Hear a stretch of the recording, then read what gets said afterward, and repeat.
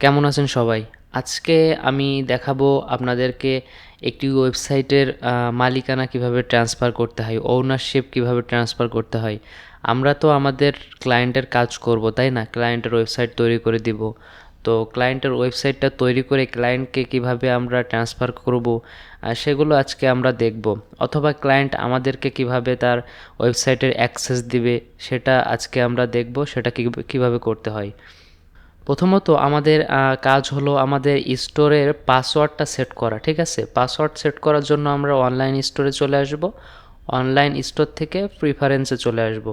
এখান থেকে এসে দেখবেন একটা পাসওয়ার্ড অলরেডি সেট করা আছে। আমরা এটা আমাদের নিজের মতো সেট করব। তো ধরুন আমি সিম্পলি এখানে আমার পাসওয়ার্ড 1 দিয়ে দিলাম, দিয়ে আমরা সেভ করে দিলাম। তো এইটা হলো আমাদের স্টোর পাসওয়ার্ড। যখন আমি আমার ক্লায়েন্টের জন্য কাজ করব, তখন ক্লায়েন্টকে তো বারবার দেখানো লাগবে, ডিজাইনটা দেখানো লাগবে। তখন আমরা আমাদের ওয়েবসাইটের ইউআরএলটা ক্লায়েন্টকে দিব। ক্লায়েন্ট যখন এটা ওপেন করবে, তখন ওই পাসওয়ার্ডটা চাইবে, ঠিক আছে? এই পাসওয়ার্ডটা চাইবে। আমরা কি পাসওয়ার্ড দিছিলাম? 1। আমরা 1 দিয়ে এন্টার দিব। তখন আমাদের ক্লায়েন্ট ওয়েবসাইটটা প্রিভিউ দেখতে পারবে, ঠিক আছে? তার আগে ক্লায়েন্ট ওয়েবসাইটে ঢুকতেই পারবে না, পাসওয়ার্ড দেওয়াই লাগবে। তো পাসওয়ার্ড আমরা সেভ করে নিলাম। পাসওয়ার্ড সেভ করার পর আমরা এখন দেখব আমাদের ওয়েবসাইটটা কিভাবে ট্রান্সফার করতে হয়, ওনারশিপ চেঞ্জ করতে হয়। তো তার জন্য আমরা প্রথমত চলে আসব সেটিং অপশনে, ঠিক আছে? সেটিং অপশনে আসার পরে বাম সাইডে দেখবেন users and permission. Users and permission অপশনে যাব।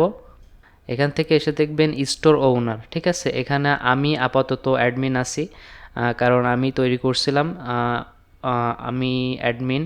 আর এখান থেকে আমরা ট্রান্সফার ওনারশিপ, অর্থাৎ আমাদের ওনারশিপ আমরা ট্রান্সফার করতে পারবো। তো আমরা যদি এখানে ক্লিক করি, ধরেন আমি আমার ক্লায়েন্টের ওয়েবসাইটটা এখন আমি তাকে ট্রান্সফার করব। তার জন্য আমরা তার ইমেলটা নিব, তার নামটা নিব, নিয়ে আমাদের পাসওয়ার্ডটা দিয়ে এখানে ট্রান্সফার দিয়ে দিলে তার ইমেইলে একটা নোটিফিকেশন চলে যাবে, সে আমাদের ওয়েবসাইটের ওনারশিপ পেয়ে যাবে।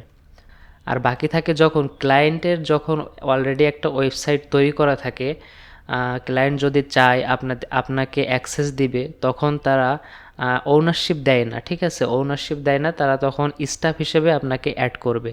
তো স্টাফ হিসেবে অ্যাড করার জন্য অ্যাড স্টাফে ক্লিক করবে, দেন আপনার নামটা বসাবে, আপনার ইমেলটা দিবে।